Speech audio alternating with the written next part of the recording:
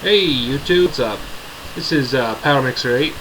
I haven't came to you guys in a long time. I've been out of the game, just got back in not this past year. Haven't put anything on YouTube in a long time. So, I'm trying to jumpstart the channel again. It never really had a beginning, so this will be an actual attempt at doing a channel. Just going to kind of hit it hard with as much content on deck profiles as I can. See if I can get some people interested, people to subscribe. If you don't mind, if you like what you see, subscribe. Alright? So this is my vampire deck profile. And we start off with our 3 shadows. He's our tour guide of the deck. What he does is when he's normal summoned, you get a special summon a vampire from your deck or hand. Now the thing is though, the monster you summon is the only one that's allowed to attack. So it's for the rest of this turn though. So if you summon him in phase 2, you can still attack everything in phase 1 and then just do that. Put that outside. 3 Vampire Dukes. He's our debris dragon of the deck. When he's normal summoned, you get to bring out a vampire from your graveyard in defense mode. But also, when he's special summoned himself, you get to activate what I'm just going to call the mill effect. It's you select spell trap or monster, your opponent sends whatever you call from their deck to the graveyard. But for me not having to say that over and over again, I'm just going to say it's the mill effect, which is it's pretty relevant. Then we have 3 sorcerers, who is he's our searcher. When he is sent to the graveyard by your opponent's card, whether it's they make you discard him from your hand or whatever, it's the same wording as Nico Main King.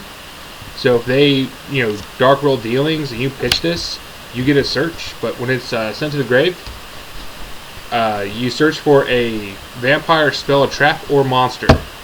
So that's pretty baller. But then also, when he's in grave, you can banish him to normal summon a vampire without tributing, which is pretty relevant. Mainly this guy, after the first one, like if the first one gets destroyed, you search out the field spell, then you're going to just continue dumping these guys off with field spell until you run out of them. So that's your plan. You really only need to draw 1 after that. Having him in grave is good enough. 1 Vampire Grace. I'll explain why when we get to the spells, but her effect of the whole once per turn mill effect is pretty boss, as well as if you need to push for game and you go like Banish Mizuki to summon out a guy, you can then pay 2,000 life points to summon her out if you're just trying to go for the game push. Do not do that if you're trying to do anything but the game push. Then we have 1 Vampire Lord. The advantage of this guy is that if you bring him out with Shadow, and your opponent tries to torrential, he'll come back on your next standby phase, which is pretty nice. Also, if you just want to push for a little bit of damage, and then once the damage goes through, you get the effect of the field spell on this guy of the mill effect. But mainly the main reason I'm playing him is because he's a level 5 that's not Duke. Because sometimes you really don't just want Duke, you want to get this guy sometimes. It sounds weird because Duke is pretty much better in every way, but this guy's putting in a lot of work for me, so I have to give him props. Now, I'm playing 2 Mizukis going into the regular zombies. I'm not playing 3, even though he's getting pushed to 3. This is actually what I played at the end of 2013. But the thing is, the ban list changed absolutely nothing for this. Yes, Plague Spreader went to 3. Yes, Mizuki went to 3. That doesn't matter, because 3 gets kind of cloggy a little bit. You really only need 2. If you have to use a 3rd one, then I think you're not grinding enough with this deck. Like, you're just trying too hard, and you're pretty much already screwed. If you have to go to 3, I think it's going to clog way too much. It already clogged kind of at 2. He's mainly just a lava ball chain target. Then we got 3 Goblin Zombies. He searches out everything pretty much, except for the Sorcerer and the Lord. But using him, mainly just to grab the double Zombie Master or the Mizuki, depending on which one you're missing, is good. You go to Zombie Master into Mizuki, go to Lava Wall Chain, and then dump pretty much just another card. So if you draw this or Mizuki and you have Goblin Zombie die, that's your general best bet. It's a load graveyard with Lava Ball Chain. So, yep. I'll get into a couple rulings at the very end. One Plague Spreader zombie, he's kind of a little bit garbage to me. I hate to say it because it's Plague Spreader, and he gives you synchro options. But the thing is, in the last two tournaments I went to, I did pretty well with this deck. The first one I got second place, you know, in top 4 I lost, in the top 2 actually I lost. But I just hated drawing this card, and I never wanted to search it off a Goblin Zombie. I really am thinking about whenever Legacy of the Valiant comes out, taking him out so that I can take out all the synchros from my extra deck and put in like number 101, put in the Nuclear Roach. I know that's not what he's called, but it's just more fun to say that, Nuclear Roach. So he's probably coming out, but I mean, he's just a basic synchro option. Next up for spells, we have 3 Kingdoms, which acts as our MST pop card of the deck. So what it does is zombie-type monsters, they gain 500 points on damage calc, which is great because it bumps like all of your vampires to 25. But then whenever a card is sent from your opponent's deck to the graveyard, you get to send a vampire from your hand or deck to the grave, and then you get to pop a card. So it acts as a Foolish Burial, and then also pops a card for you. Now you can't use the Dump Mizuki because he's not a vampire, but that's fine because really you just use Lava Ball Chain for that. You just use this to send Sorcerer or Grace. Normally though Sorcerer, if you're out of Sorcerers, dump Graces. And once you get into the later part of the game, you kind of want to start dumping your Shadows because you don't want to summon him and pull from the deck anymore. Once you get into the late game, you just sort of want to have the remaining vampires in deck for the Kingdom fodder. Then we got 3 Book of Lives. Graveyard Recursion's great. Use it to banish key cards from opponent's graveyard. Against Boojins, it works wonders, taking out those turtles preemptively. And also just like, yeah, you bring out Duke. Duke's effect triggers. Bring out Grace, use her effect, you know, whatever. It makes it so that even if your opponent has like 4 back row, all the recursion you have between Mizuki, Book of Life, and everything else, you just keep bringing back. So, that's good. We have 1 duality. I didn't really have room to fit in another, however, I'm pretty sure I'm going to take out the Plague Spreader and put in a second duality for consistency in the opening hands, because you are running kind of a slow start. You're going to like set the Sorcerer or set the Goblin Zombie. You are not going to open up going ham. So, that's that. Then we have 1 Allure of Darkness. Generally use this, and normally I'll just banish either a Goblin Zombie, a Zombie Master, or a Vampire Lord. Either that, or if I draw like double shadows, I'll banish one of those. Which does happen actually kind of frequently, but I mean, since everything in here is dark, it's cool. Now then, we play 1 Transmodify. So with this, you can go Goblin Zombie, Vampire Sorcerer, or Zombie Master into any of your level 5 vampires. Namely, Duke and Lord. You really don't want to grab Shadow, because Shadow doesn't do anything when he's on field, if he's not like, you know, normal summoned. So Duke will give you the option to use the mill effect on summon, which is great if you have the field spell out. But if you don't have the field spell up, it's just better to transmodify into a Lord. The Lord will actually do something. He will come back if he's killed by card effects. Now this is good because of the back row hate. It's gonna, you know, he might chump out a Mirror Force. People will forget about it. He'll come back next standby phase. That's a level 5 on board right there. You can tribute him, you can exceed with him, you can do whatever. So there's that. Also, the other reason we're playing Transmodify is for Grace. If you have Lord, Duke, or Shadow up, Transmodify will give you Grace. Grace effect, trigger the field spell. It's, you know, that way if like someone Valors your Shadow, Transmodify Shadow, go into Grace. The card is really never dead because you generally always have a 1-up target, but the only times that it doesn't actually do anything is like very late game when you should be already in the lead just due to sheer comeback power, and then it's like, okay, whatever, set as a bluff. But I have actually not had that happen to me yet, so far it's worked out pretty well. Either I don't draw it or I draw it and it works. So then we have Double Lance. No MSTs because of the field spell, and Lance is just for pretty much ensuring that my vampires kind of stay in play. I don't want to run into a Dimpriz, I don't want to run into a Bottomless, And honestly, they cap out at like 25, so Lance is going to help a lot.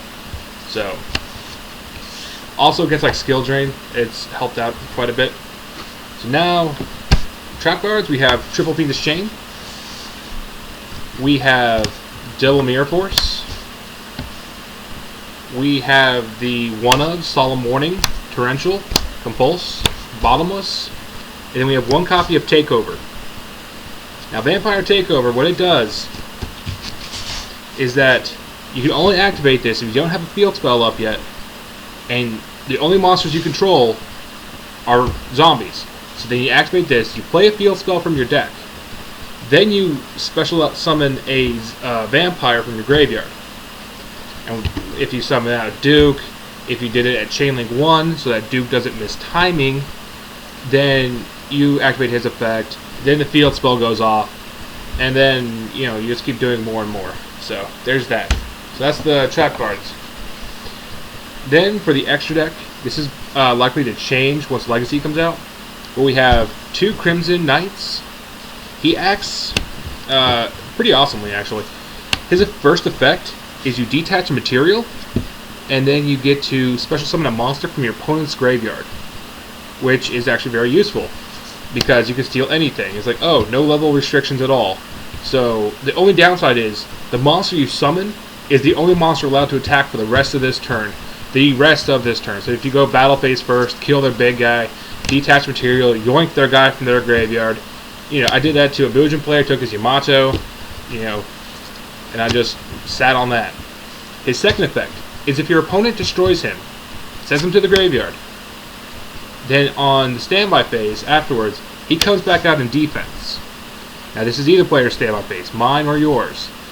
So if you kill him on my turn, he comes back on your turn. If you kill him on your turn, he comes back on my turn. He just keeps coming back, so he's going to keep giving you a wall until you decide to tribute off with him or go into Gaia Dragon. So I play 2 of those. Right now I play 1 Adrius. When Legacy comes out, I'll probably bump up to 2, but until then I still play Synchros and still don't have a lot of room. So the thing is, with Shadow and Duke, you can only exceed into dark attribute monsters. So that really just leaves it down to like 3 guys. Crimson, Adrius, and the card I'll show you next. But this guy just pretty much acts to pop like base-up cards. I've actually found it useful for like lancing him and then popping a skill drain, or just popping like Imperial Iron Wall, stuff like that. It just makes it so much easier to get around things. Then we have a Shark Fortress, mainly for the OTK play. He's a dark attribute, so that's why we play him. But then also, it's detach and make a guy double attack.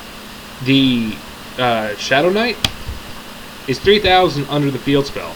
So you make a double attack, that's 6k plus the 24.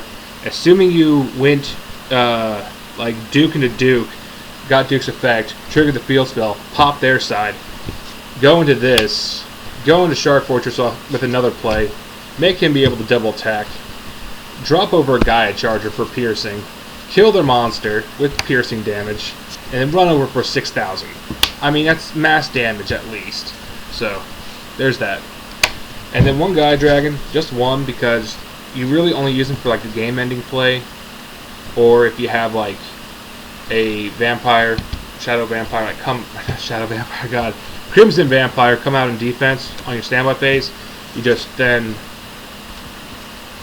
overlay into him, and you have your 2600 beat stick. So, there's that. For the rank 4s, right now we're not playing too many. We're playing the staple Lava Vault Chain. Just going into him pretty much ensures you have Graveyard set up as long as he doesn't get negated, which is pretty boss. We have 1 Cowboy, game-ending shots. I've done that several times. 1 Black Ship, 1 Diamond Dyer. So, those 3, in my opinion, are the staple rank 4s right now until the next set. Because it's game end, Zen Main's kill, spot destruction on himself.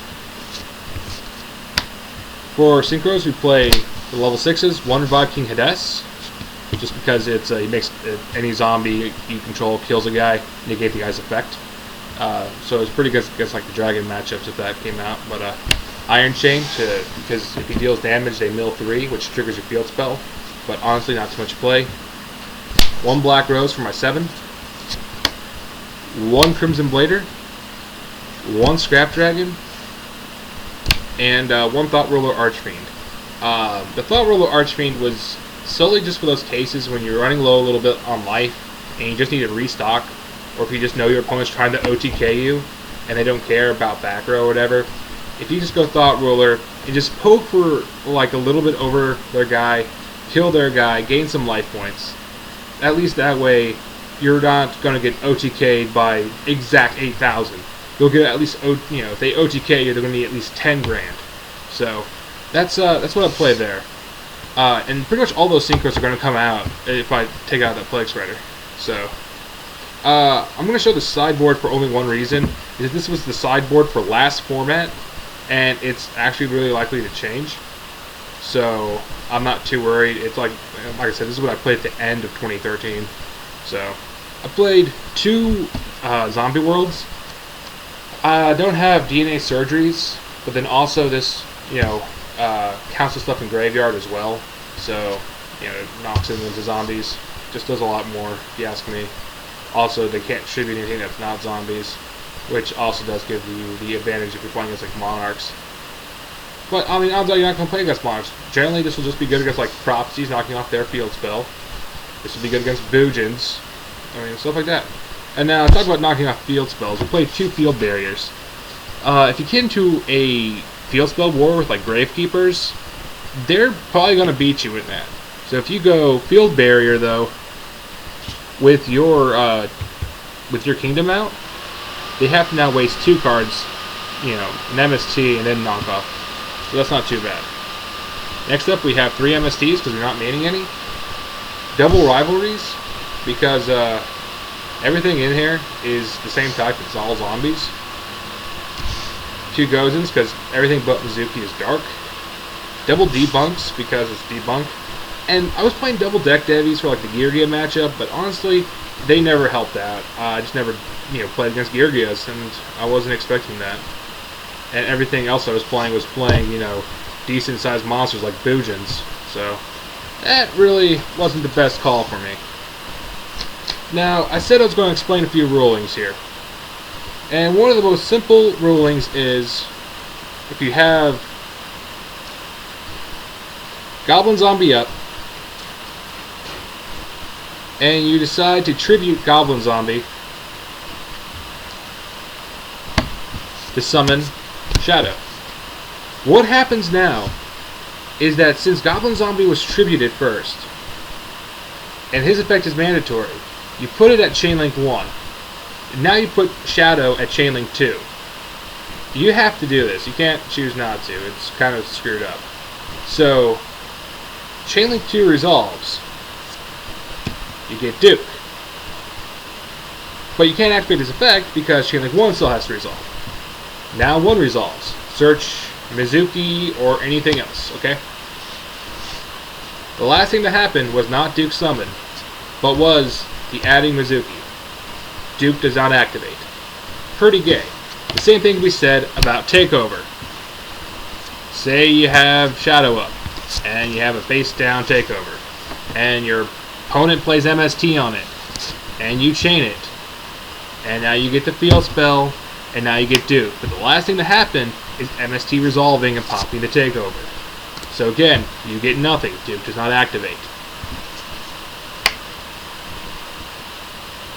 Other than that, that's really the only main rulings you have to know with this deck. Is that Duke can miss timing, and it's a pain when he does. So, if you liked this profile, just hit like, comment, subscribe if you will. I'm trying to get this channel jumped up. I'm going to probably post a few deck profiles here in the next few days, just to try to get some content on here and see if I can't just grab some people's attention.